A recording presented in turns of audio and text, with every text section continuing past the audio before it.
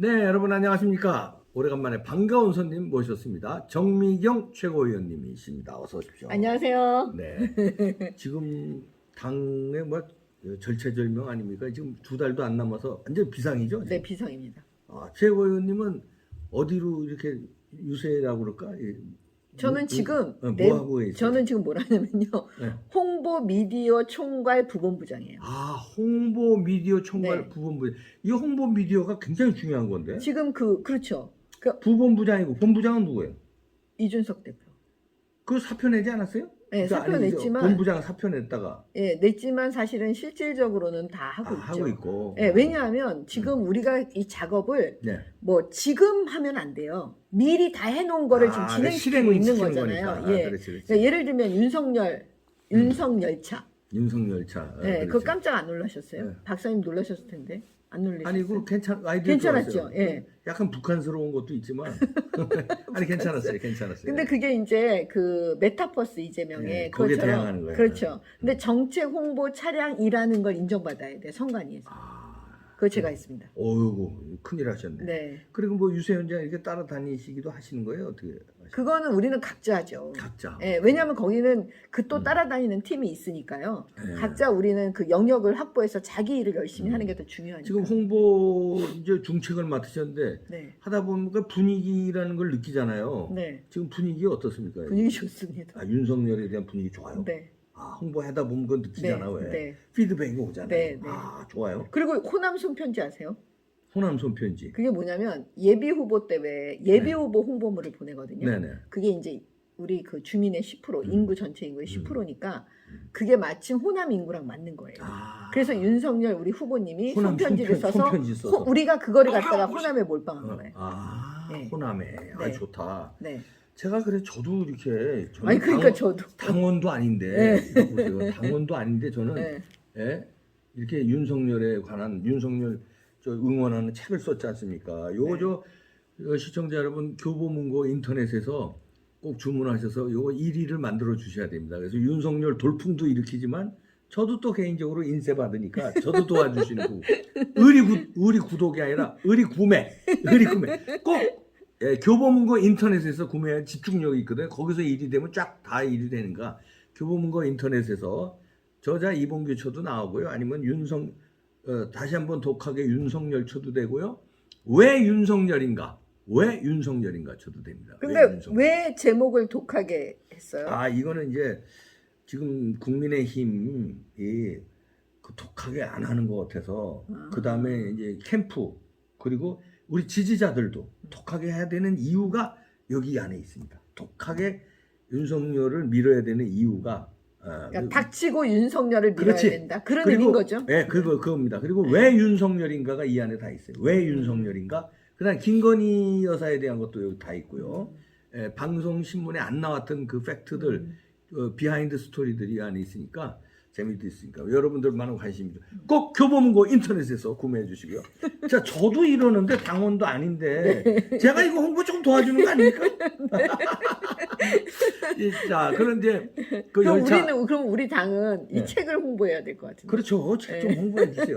홍보해 주세요. 네, 알겠습니다. 홍보 미디어 총괄 부본부장. 총괄이니까. 그럼 이제 그 열차가 가잖아요. 네. 뭐 이제 윤석열 후보 유세 현장에 가면 거기서 내려서 그렇죠. 차로 이동하는 겁니까? 예, 그게 뭐냐면 화면 보고 얘기해 주세요. 무궁화 열차예요. 무궁화 열차. 그러니까 이제 중소 도시를 가잖아요. 그리고 무궁화 열차는 이제 역에 자주 서잖아요. 그렇죠. 예, 그러니까 거기서 설 때마다 설 때 나가요? 후보가? 그렇죠. 그 나가서 시민들을 만나죠. 아. 그래서 얘기도 주고받고 또 듣기도 하고 그렇게 하죠. 그리고 이제 가는 동안엔 열차 안에서 회의들 하고. 그렇죠. 그게 뭐냐면 삼량이에요. 3량. 플러스 기차 3개, 3칸. 예, 그리고 플러스 뭐냐면 카페 열차, 카페 차량.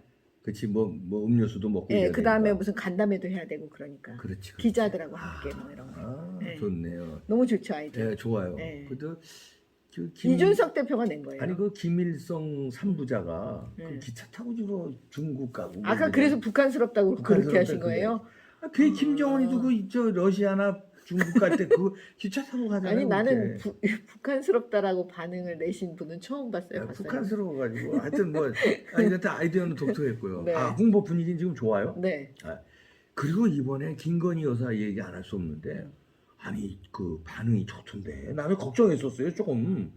그 녹취록 뭐 방송한다고 우리 그러길래 걱정 다 했잖아요, 그러니까. 솔직히. 예. 녹취록 방송 나간다고 그러는데 네. 김건희 여사 또 실수한 더군다나 거가- MBC가 냈다니까. MBC가 야 그거 실수한 것만 딱딱 네. 잡아가지고 할까봐 사실 그 전날 좀 불안했는데 방송 봤거든요. 야 이놈들 뭐야 뭐 제대로 오히려 인기가 올라갔어요. 아니 홍보를 해줬어 MBC가. 그런 것도 좀 느낍니까 요즘? 느끼죠. 네. 뭐 피드백 아니 여론조사를 보면 우리가 그때 제일 걱정했던 게요. 지금 이제 그 내용을 봉합하면서 이제 지지율이 올라가고 있는 상황이었는데 그렇지. 혹시라도 그 올라가는 걸 주춤하게 만들까봐 걱정을 했었어요. 그랬었지. 솔직히 말씀드리면. 네. 근데 그렇지 않으니까 얼마나 정말 다행이네요. 다행인지. 반대로 건희사랑 팬카페에 그러니까요. 엄청나게 폭발적으로 증가했다면서요. 그러니까요. 지금 그 팬덤이요 장난 아닙니다. 네. 주변에 들어봐도 네. 오 멋지다 이거야 네. 김건희 씨가 오히려 그리고 그 목소리 얘기를 많이 해요. 매력 있다고 그러더라고. 네, 사람들이. 목소리가 걸걸하면서. 걸걸하니까 우리 여성들 팬도 늘어나고 있는 것 그러니까. 같아요. 네. 그리고 여성들은 또 이런 게 있더라고요. 그 김건희 씨를 말하자면 그게 덫을 씌우려고 그렇게 52번이나 전화를 해가지고 뭐 누님 하면서 그렇게 끌어내고 그런 거 아니에요? 근데 야비하게 그렇게 해서 막 공격하는 거 보니까 20, 30대 여성들이 이거 내가 당하는 것 같은 그렇죠. 느낌을 받는데요. 그래서 김건희 여사를 응원한다는 거예요. 그런 여러 가지 그러니까 음. 다양한 반응들로 응원을 하죠. 네, 그렇죠. 근데 사실은 그렇게 하면 안 되죠. 몰래 녹음해가지고 사적인 내용을. 그럼요. 아니 그렇게 하면 안 되는 법률가 출신이시니까 네. 검사 출신이시니까 그거 범죄행위 아닙니까? 아니 범죄 행위는 아니에요. 범죄로 왜냐하면 우리 두 사람 중에 한 사람이 몰래 녹음하면 불법이 아니에요. 예를 들어서 제3자가 우리 대화를 녹음하면 제3자가 그건 불법이에요. 근데 네. 그건 녹음하면 불법이 네, 아니구나. 현재로선 불법이에요. 그러지만 이게 뭐냐면 이게 기자라는 사람이 그렇지. 근데 이제 기자의 윤리를 우리가 언론의 안 윤리를 되지. 얘기하는 거죠. 그래서 안 인터뷰한다고 되는 거죠. 밝히든가 그렇죠. 녹취를 예, 합니다. 예. 둘 중에 하나는 밝혔어야 예, 예. 돼. 그러니까 그런 근데 그냥 부분을 이제 누님 하면서 유도신문 끌어내니까 예. 김건희 여사는 예. 무장 해제돼가지고 막 사석에서 얘기하듯이 한 걸 녹취가 된 거니까. 아니 그래서 제가 거기서 무슨 생각이 들었냐면 네. 솔직히 대통령 없는 자리에서 대통령 욕 막 하잖아요. 하죠 우리는. 솔직히. 근데 그걸 네. 누군가 녹음을 몰래 해가지고 이거를 MBC에서 공론화를 막 시켰어. 네. 그리고 사과하라고 막 그래. 그 좀 안 맞지 않아요? 말이 안 뭔가가? 되죠. 예, 그러면 그러니까. 대한민국 국민의 절반 이상이 매일같이 사과해야 될 거죠. 그러니까요. 근데 우리 정미경 최고께서 홍보 부위원장이신데 네, 부본부장. 부본부장인데 네. 제가 볼 때 본부장은 김건희 여사가 아닌가. 맞네요. 아니 홍보 그렇게 많이 한 사람이 어디 있어요? 솔직히 말해서. 맞아요. 후보보다도 이번에 김건희 여사의 돌풍이 더 셌어요. 그러니까. 김건희 여사가 홍보본부장으로. 모실까요? 네, 김건희 홍보본부장입니다. 네. 그리고 이제 제일 그래도 지금 절체절명의 관건은 단일화예요. 단일화입니다. 네. 예. 단일화에 대한 의견은 어떠세요? 해야 된다는 쪽이에요? 아니면 윤석열 단독으로 가도 된다는 해야 쪽? 된다. 라는 쪽입니다. 왜냐하면 어. 지금 민주당이 가장 원하는 게 뭘까요? 지금 이 국면에서. 그건 다자구도로 가는 거예요. 그렇지. 예. 예, 그래야만 그들에게 희망이 있거든요. 그러면 그들이 원하는 건 안철수가 끝까지 가주는 거거든요. 그렇죠. 예, 그러면 우리는 그들이 원하는 대로 가면 안 되겠죠. 그럼 당연히. 그러면 우리는 어떻게 해야 되냐? 우리는 단일화를 해야 돼요. 단일화해야 돼요. 예. 근데 좀 안타까운 게 단일화의 움직임이 이렇게 잘 안 보여서 그 국민들이 좀 걱정하거든요. 그 단일화 물밑이 누가 이렇게 하고 있습니까? 아니면 그냥 막연하게 지금 기다리고 있는 겁니까? 근데 뭐 이제 그런 당내 복잡하고 또 예민한 지점이라 여기서 다 말씀 못 드리지만 결과적으로는 제가 볼 때는 이제 이 단일화 해야 된다. 예, 아니 바닥은 다 왜냐하면 지금 다 만나면요 박사님 말씀대로 누구나 저를 붙들고 단일화 걱정을 해야 된다고 단일화 얘기를 하고 계세요. 그거예요. 빨리 안철수를 끌어안아라. 막 다 그런 얘기를 하고 계시거든요. 그렇기 때문에 이런 그 움직임, 에너지, 이런 열기를 과연 정치인들이 그거를 그냥 지나칠 수가 있냐? 그렇지 않다. 그 다음에 두 번째는 뭐냐면 지금 여론조사 추이거든요. 네. 근데 여론조사 추이를 보고 결정한다 막 이러지만 네. 사실 그것도 되게 여론조사라는 거는 사실 민주당이 지금 문재인 정권이 무슨 짓을 할지 모르기 그거 때문에 조작할 수도 있어요. 우리는 여론조작. 마음을 졸이는 정권 교체보다는 압도적인 정권 교체를 원하는 거잖아요. 그럼요. 솔직히. 예, 예. 그래야 윤석열 대통령 그 윤석열 정권 하에서 이게 안정적으로 갈 수가 있고요. 네. 그래서 어떻게든 우리는 안철수하고 함께 가야 된다. 그럼요. 예, 저는 그렇게 생각합니다. 이게 지금 보수 유권자들 지금 어느 정도 심각하냐면요. 당에서도 물론 노력하겠지만 이 정권이 저쪽으로 이재명 정권으로 되는 순간 여기 살기가 괴로워진다, 고통스러워진다는 이 시민들이 자발적으로 단추위를 구성했어요. 단추위. 단추위? 단일화 추진위원회. 아, 거기 저도 일을 한 들어갔는데 그래서 저 유튜브로 보면은 네. 저 신의 한수, 네, 고성국 네, TV 네, 그러니까 거기 들어갔고요. 네. 그 다음에 그 정광훈 목사로 유시한 기독자의 통일당 음. 거기서 그 국민혁명당 그리고 그 다음에 그 불교계 그 다음에 기독교 다 들어가서 단일화 추진위원회를 구성해가지고 범시민사회 이게 조직이 됐어요. 가동이 됐어요. 그렇게 단일화를 지금 우리가 하고 있는데 당에서도 잘 이끌어야 될 텐데 당의 분위기는 어느 단일화가 우세한 쪽입니까? 아니면 윤석열 단독 후보로 나가는 거 우세한? 지금 의견? 그거를 표면적으로 다 말을 아끼고 있죠. 아. 당에서는. 근데 이제 마음속으로 이것도 갈리죠. 갈리지만 사실은 그 단일화 해야 된다. 왜냐면 그런 얘기를 국회의원들이라고 안 듣겠습니까? 그렇겠죠. 다 들으니까 해야 된다라는 마음을 다 갖고 있죠. 네. 표현은 안 할 뿐이죠. 그러니까 지금은 따로따로 왜 안철수 후보는 안일화 자기를 위해서 안일화하고 윤석열 후보야 뭐 제1야당이니까 뭐 당연히 그렇고 그러니까 지금은 각자 뭐 설 연휴 끝날 때까지는 각자 행동하면서 자기 몸값 올리라 이거야.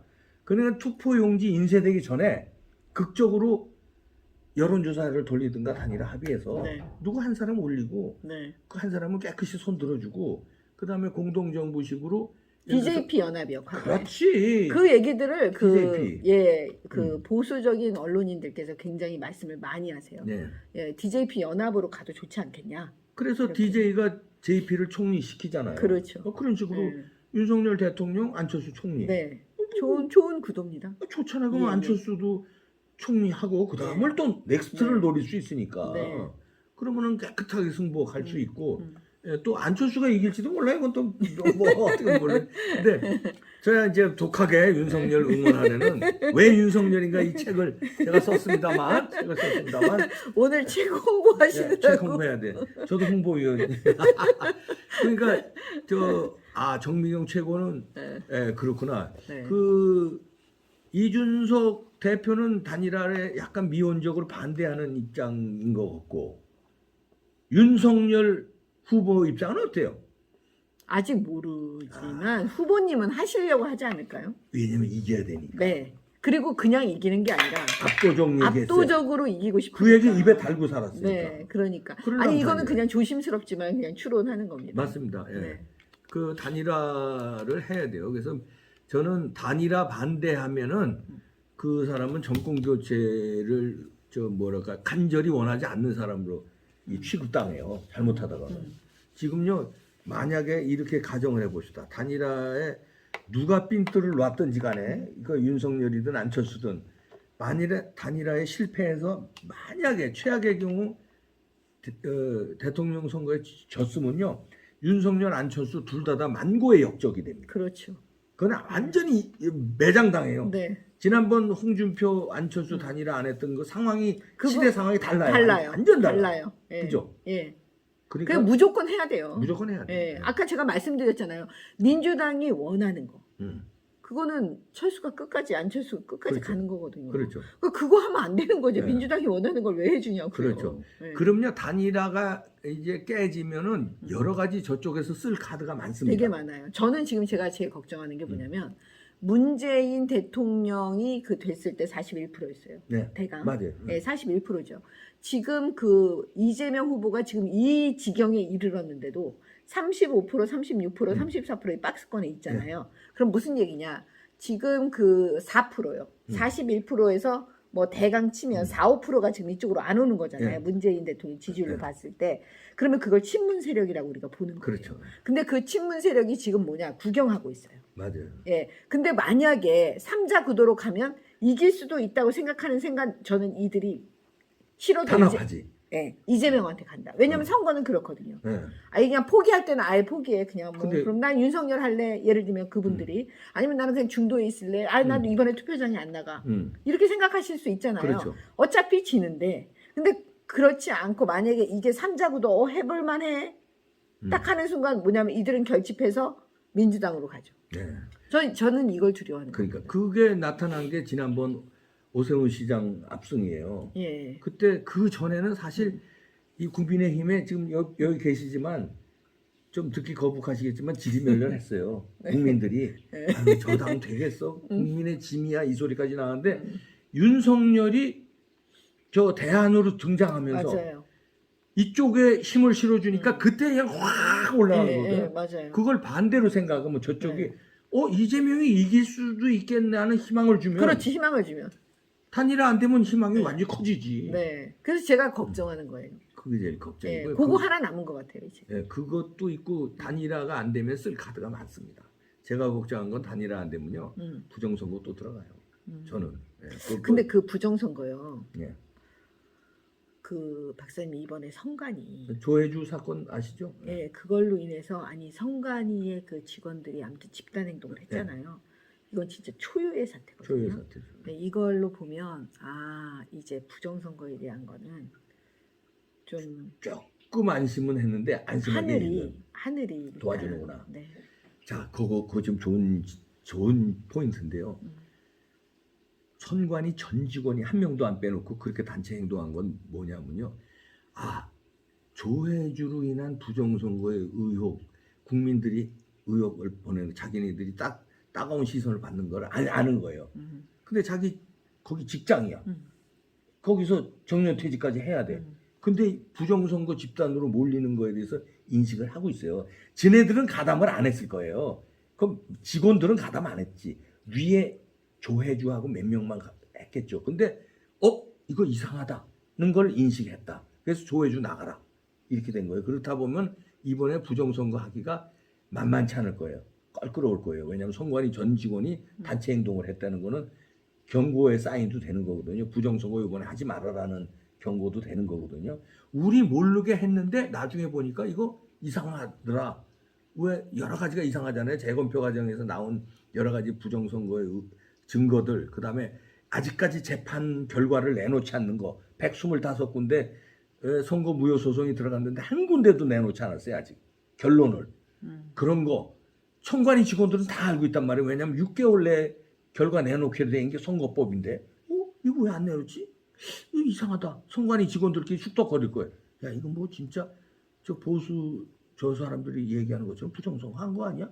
근데 왜 재검표에서 이런 투표지가 나오지? 야 우리 이런 투표지 만든 적 없잖아. 이거 이상하다.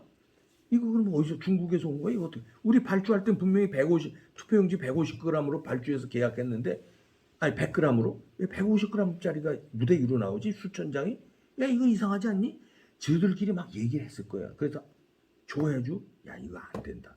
그래서 이번에 조혜주는 아주 한 명도 빼놓지 않고 단체 행동한 게 아닌가. 좀 그렇게 추측을 하는 거예요. 희망이죠.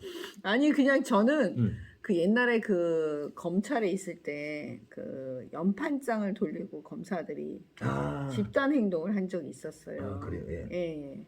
그래서 이제 그거를 보고 참 어느 순간에 이 권력에 맞서서 그 검사들이 하는 걸 보고 아직 대한민국이 살아있구나.